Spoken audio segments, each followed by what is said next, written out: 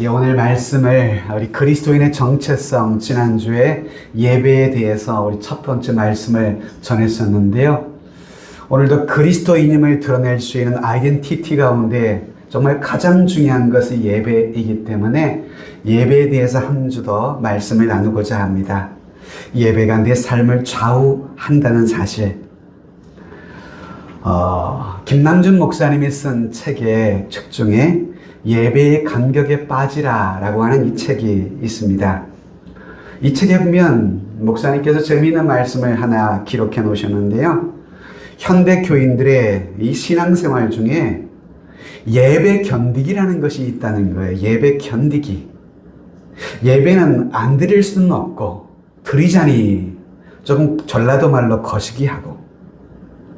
그러니 요즘 현대인들, 우리 성도들에게 예배라는 것이 인내를 필요로 하는 그런 것이 되었다. 그래서 예배를 견디는 예배 견디기.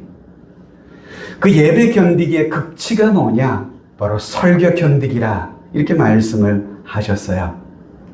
이 설교 견디기도 천태만상이라고 말씀하셨어요. 설교 견디기의 첫 번째 어떤 견디기가 있냐면 멀거니 강단을 응시하는 딴 생각파, 또 주보에 밑줄을 긋고 교정까지 보는 읽기파, 그리고 졸면서 예배를 드리는 수면파, 수시로 시계를 들여다보면서 보는 시간 절약파, 또 옆사람과 글로 대화하는 쪽지파 성도들도 있고요. 또 예배에 있을지 모를 회의를 위해 준비하는 회의파 성도도 있고, 또 성경 읽기로 설교의 시간 때우는 실속파 성도도 있다고 합니다. 여러분은 어떤 파에 속해 있으실까요? 여러분, 이런 예배의 태도는 단지 예배를 견디는 것일 뿐 성령이 함께 하시는 예배의 모습들은 아닐 수 있지 않을까 하는 생각을 가져보게 됩니다. 여러분, 신앙생활에 있어서 가장 중요한 요소, 그 중에 첫 번째 꼽을 수 있는 것, 바로 그것이 예배 아닐까요? 여러분, 예배는 피조물인 우리를 창조하신 하나님을 만나는 만남의 시간이잖아요. 우린 예배를 통해서 하나님이 우리 중에 함께 하신 것을 확인하고, 또 그 하나님이 나와 함께 하신 것을 확인하게 됩니다. 또한 우리는 예배를 통해서 마음의 변화를 얻고 사임을 얻어서 세상에 나아가 하나님 백성답게 살아갈 능력을 얻는 시간, 그 시간이 예배이잖아요. 그런데 아쉽게도요, 어떤 때 우리가 예배를 드릴 때면, 정말 어떤 때 예배 때는 말할 수 없는 기쁨으로 충만함을 누릴 때가 있어요. 그런데 어떤 때는 예배를 드렸음에도 불구하고 마음의 분노가 사라지지 아니하고 마음이 더 완고해지는 듯한 그런 느낌을 받을 때도 있는 것 같습니다. 예배를 드리고 난 후에는 날아갈 듯한 마음의 기쁨과 감동이 주어지는 때도 있는가 하면, 때로는 더욱더 예배를 든 후에 마음이 더 무거워지고, 예배를 드리기 전이나 후나 별로 아무런 변화를 찾지 못하는 그런 경우도 있을 때, 여러분, 우리가 종종 경험하게 되잖아요. 여러분, 이런 차이가 어디에서 올까요? 어떤 사람은 예배를 드리고 기쁨과 은혜를 얻는다고 하고, 어떤 사람은 예배를 드려도 드림둥만둥 별 차이가 없는 듯한 그런 느낌. 이런 차이가 어디에서 날까요? 예배의 분위기가 단지 안 좋아서? 아니면 목회자의 설교가 그저 시원치 않아서? 아니면 성가대의 찬양에 별로 형편이 없어서? 혹은 교회 안이 너무나 춥거나 혹은 더워서? 그래서 예배를 드리면서 마음에 감동이 없고, 그래서 내 삶에 아무런 변화도 없는 것일까? 물론 그것도 어쩌면 원인이 될 수도 있겠다는 생각이 들기도 해요. 그래서요, 목회자는 할 수 있으면 좋은 예배가 될 수 있도록 최선을 다해 예배를 준비합니다.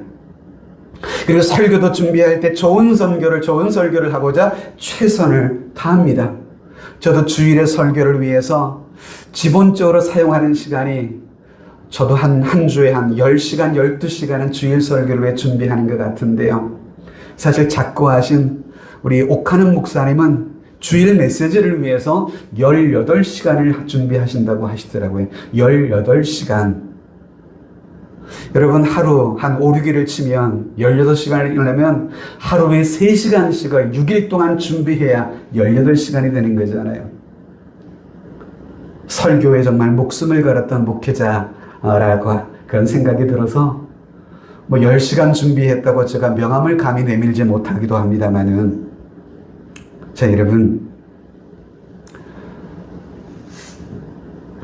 하지만 이런 설교, 예배 분위기 이런 것보다 사실 우리의 예배를 실제 좌우하는 것이 뭘까? 여러분, 한번 생각해 보자고요.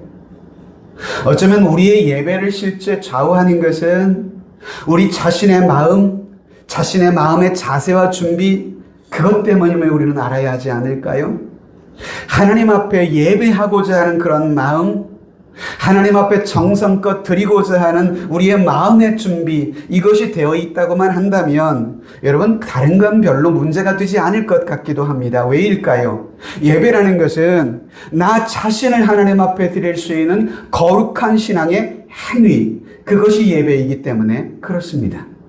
그래서 예배를 통해서 무언가를 얻으려 하기보다는 예배를 통해서 나 자신을 하나님 앞에 드리고자 하는 그런 마음을 가지고만 있다고 한다면 우리는 어떤 경우일지라도 예배를 통해 하나님을 만날 수 있고, 예배를 통해 하나님이 주시는 그 은혜를, 기쁨을, 감사를 얻을 수 있을 줄로 믿습니다. 전 오늘 본문에서 두 사람의 예배자를 만나게 됩니다.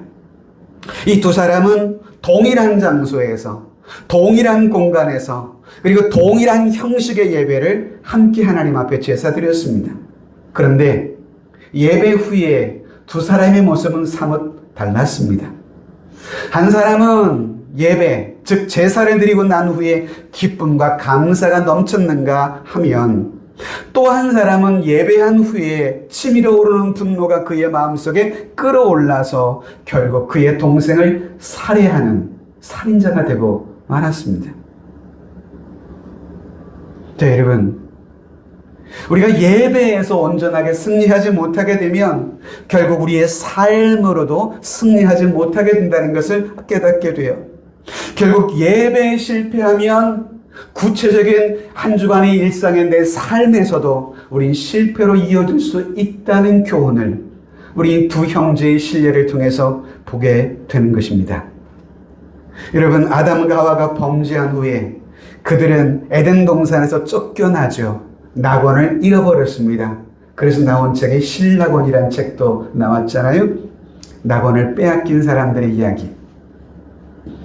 하나님은 그들이 다시는 에덴 동산으로 임의로 들어가지 못하도록 화영검과 천사를 두어 에덴 동산의 출입을 지키고 막으셨어요.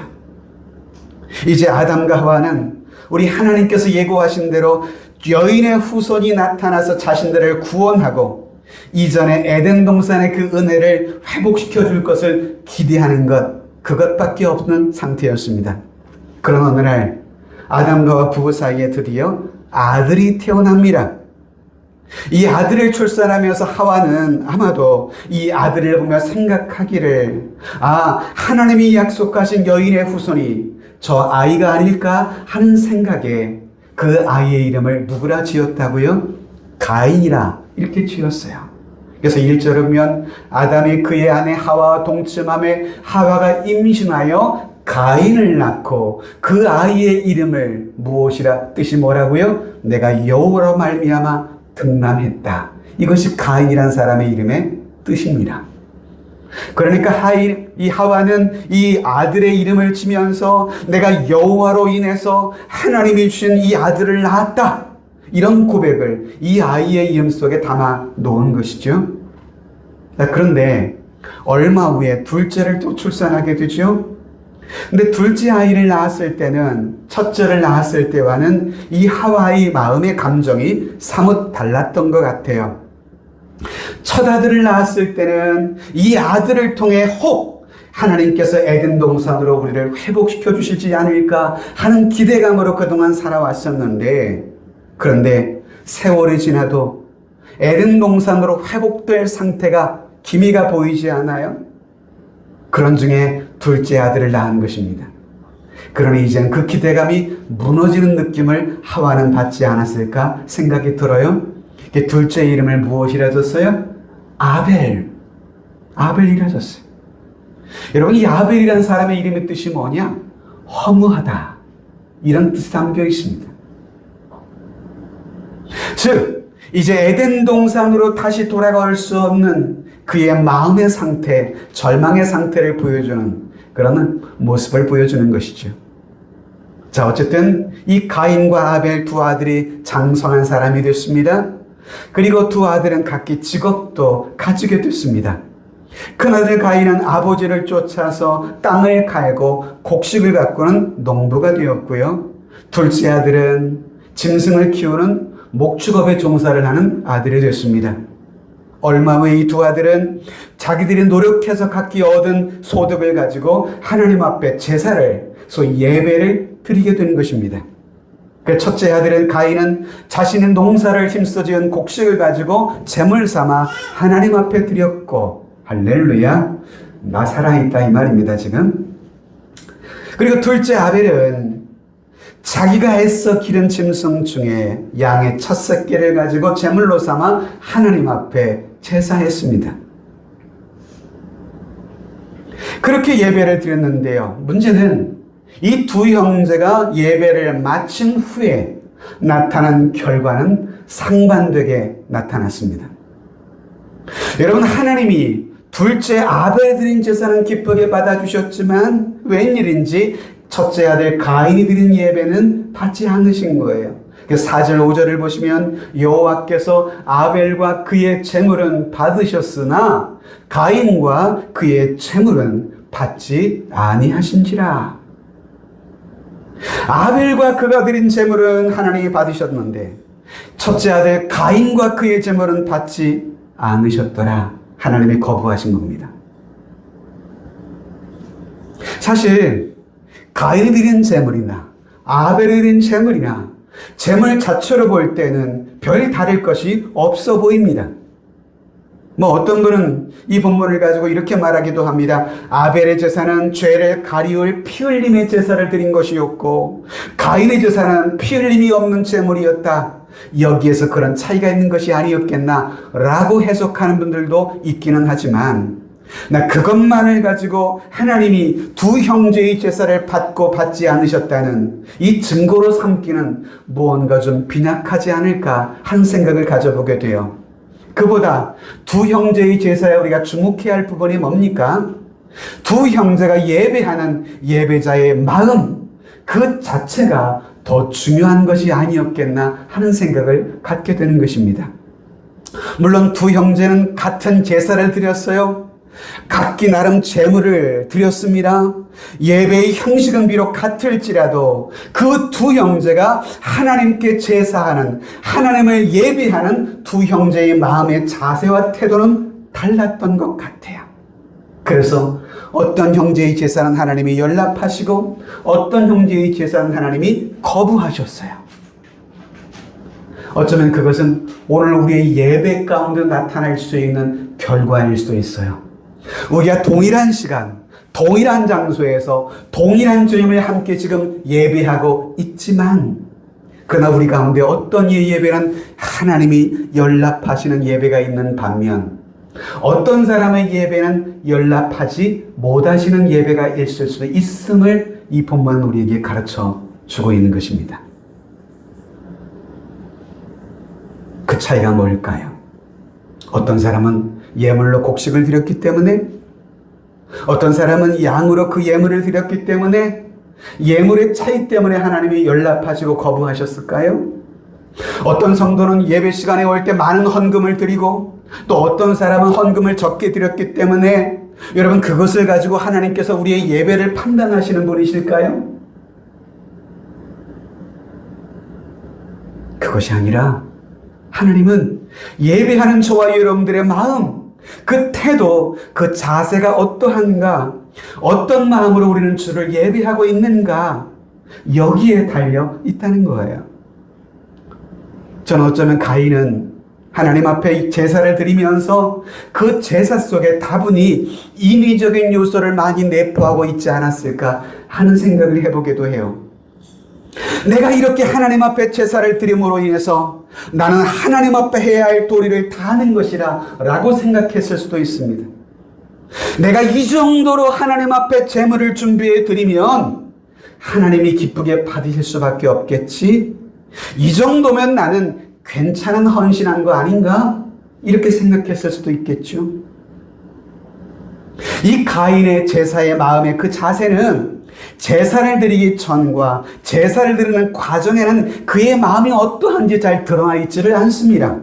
그러나 그가 하나님 앞에 제사를 드린 후에 그 제사가 연락되지 않았다는 사실을 알고 난 이후에 그의 태도, 그가 보인 자세, 그의 마음가짐을 보면 그가 어떤 마음으로 예배를 준비하고 하였는지를 보게 되는 중요한 여러분 근거가 있지 않을까 싶어요. 자, 하나님이 그의 제사를 받지 않으셨음을 가인이 알게 되었을 때, 여러분, 그가 참으로 진실한 신앙인이었다고 한다면 하나님이 자신의 예배를 받지 않으셨을 때 그 원인이 어디에 있었는지를 먼저 생각해 보아야 하는 것이 정상 아닐까요? 나의 예배는 무엇이 부족했을까? 혹시 하나님 앞에 드린 나의 제물에는 무슨 문제가 있는 것은 아니었을까? 나의 제사가 행여 하나님을 기쁘시게 하지 못한 것은 무엇이 있을까?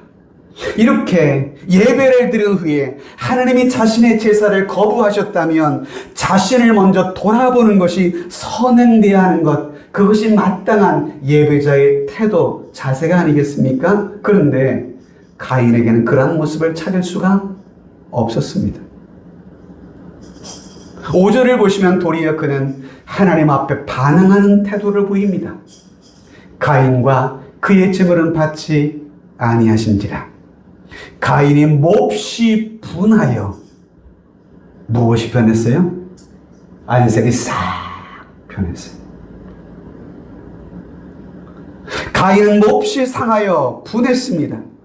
얼굴의 안색이 돌연 변했습니다. 그리고 고개를 북숙인 채 하나님을 바라보려고 하지도 않았습니다.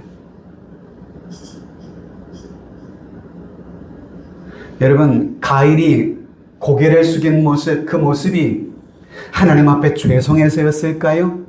하나님 앞에 염치가 없어서 고개를 숙인 것이었을까요? 아니요. 어쩌면 고개 숙인 그의 모습은 하나님을 향한 반항의 자세일 수도 있었습니다. 여러분, 이러한 가인의 모습, 그는 처음부터 하나님을 향한 경외의 마음이 없었다는 것을 보여주는 것입니다. 하나님의 은혜에 대한 감사의 마음이 그의 제사에 애초부터 없었음을 보여주는 중요한 증거이기도 합니다. 단지 자신의 제사의 모습을 통해 자신은 하나님 앞에 하나님을 잘 섬기는 자라는 사실을 그저 보여주려고 하는 생각이었음을 보게 되는 것입니다. 소위 신앙의 외식이었죠. 제가 전에 신천지라는 이단을 한번 이렇게 알게 되었을 때, 대전에 가면 신천지의 12지파 중에 안디옥인가요? 지파인가요?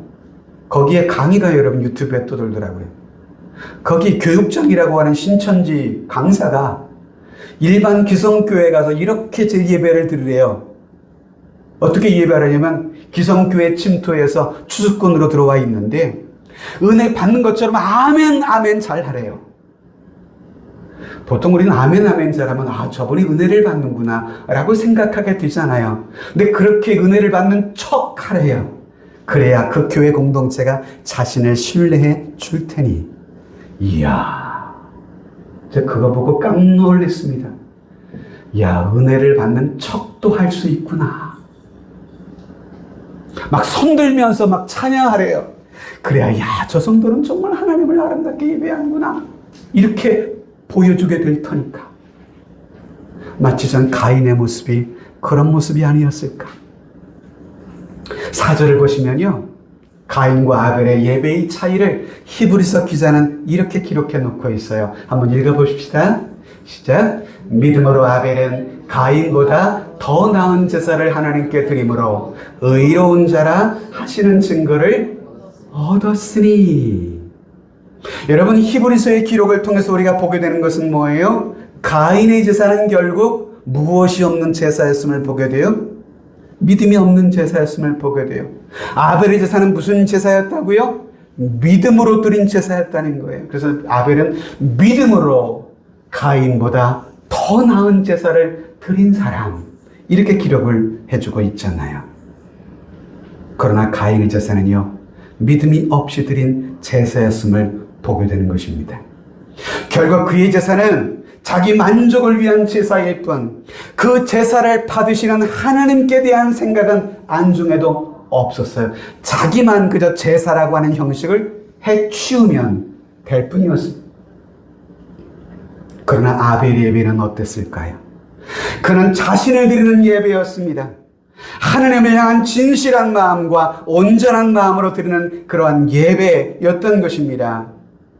그래서 4장 4절에 보시면 뭐라고 말씀하시나요? 여호와께서 아벨과 그의 제물은 받으셨으나.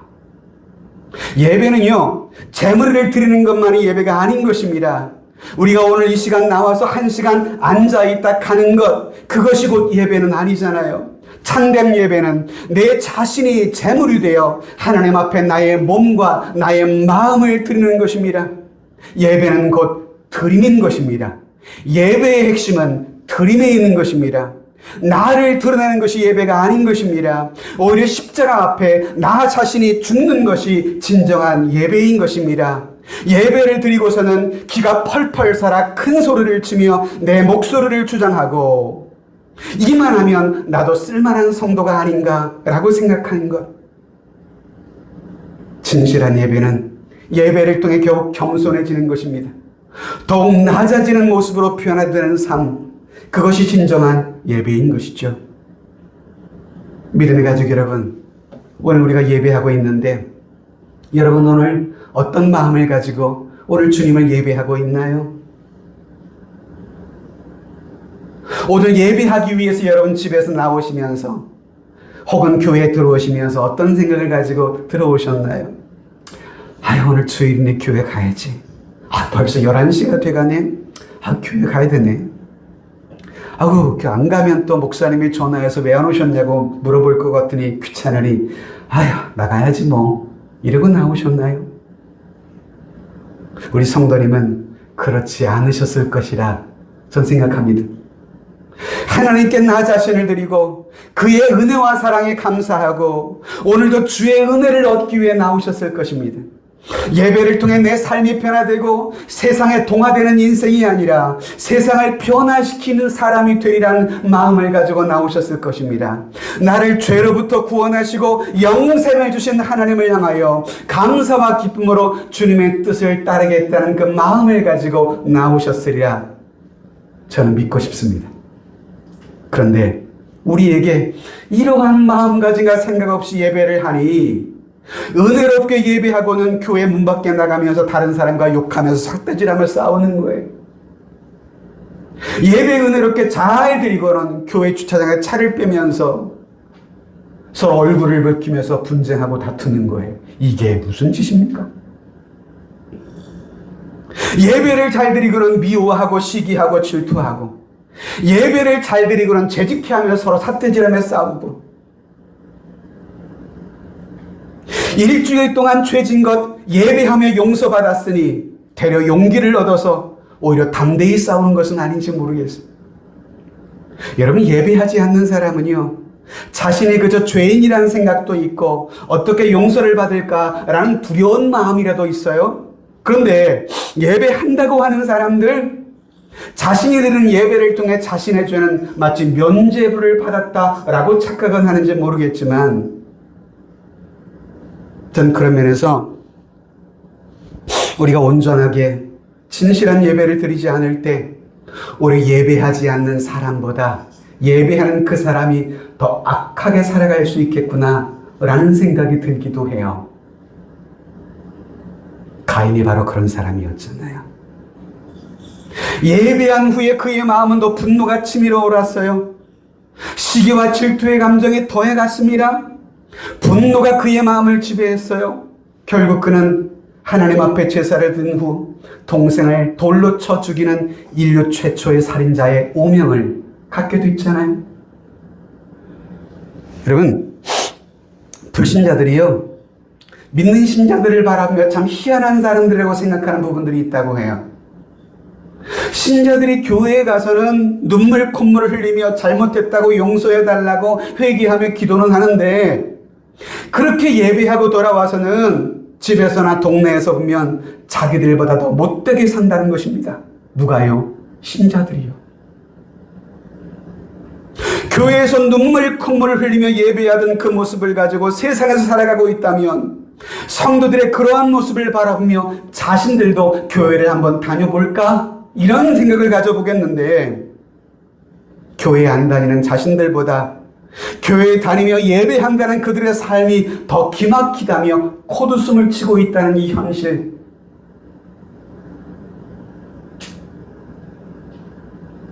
여러분, 우리가 하나님을 바르게 예배하지 못할 때, 진실하게 예배하지 않을 때, 여러분 자칫 나로 인해 하나님의 영광이 가리워질 수 있음을 여러분 아셔야 돼요. 그런데 아벨은 어땠습니까? 아벨은 온전한 예배를 드렸어요. 하나님을 향한 믿음과 감사가 있었습니다. 그래서 그는 자신의 마음과 자신의 몸과 자신의 준비한 제물로 하나님을 예배했다는 것입니다. 그는 예배를 통해, 제사를 통해 자신이 드러나기를 원치 않았어요.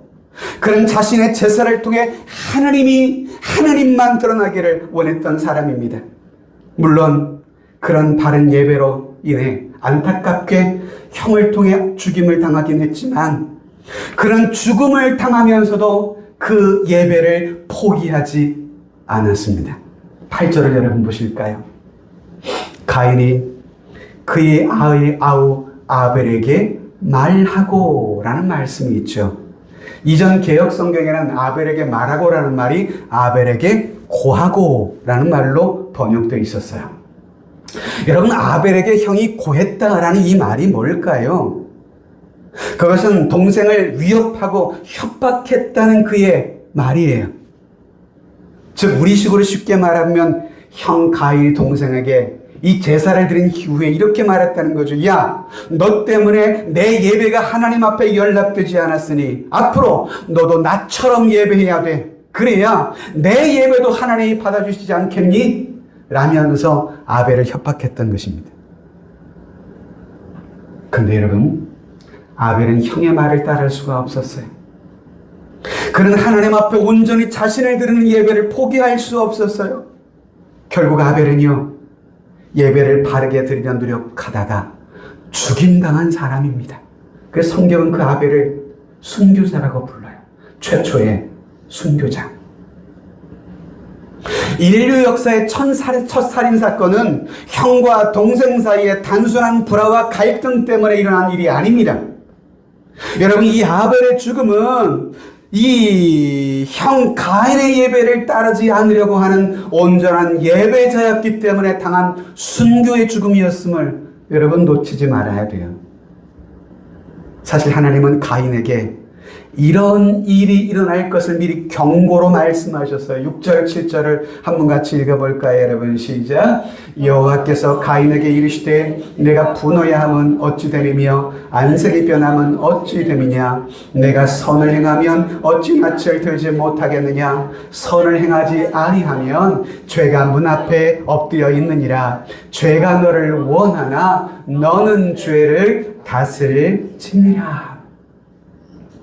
가인은 자신의 잘못을 알지도 못하고 인정하지도 않은 채 분한 마음을 그의 마음에 품고 있었어요.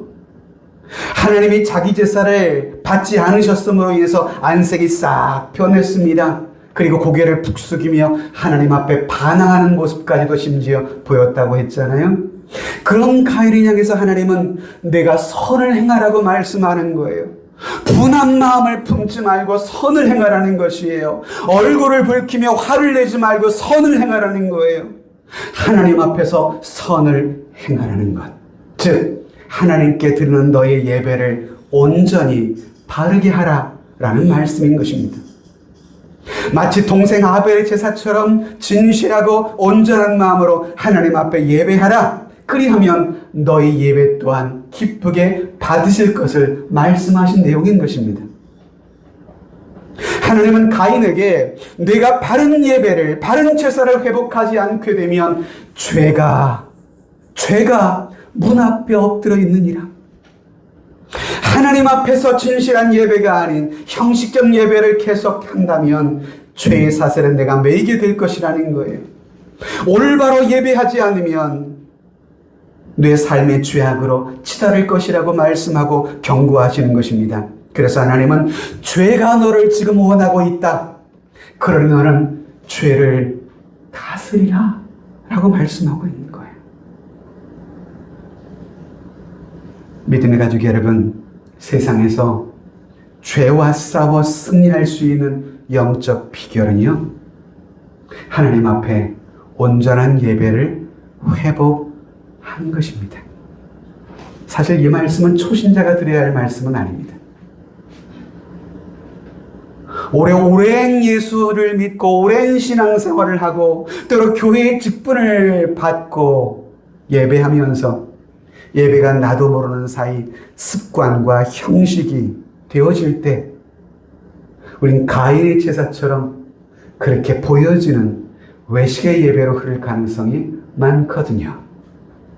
예배 은혜는 받지 못하고 남들의 눈치는 보이니 은혜 받는 것처럼 보이기는 해야겠고, 이것이 참 예배 고역, 예배 견디기가 되는 거예요. 전 바라기는 여러분, 그런 성도가 되지 않았으면 좋겠어요. 아멘이십니까? 그래서 여러분, 참으로 하나님 앞에 예배를 잘 드리시는 분들을 보면 평소 한 주간 동안 주일에 드릴 예배를 위해서 준비하며 기도합니다. 내가 드릴 주일 예배를 위해서 기도로 준비해요.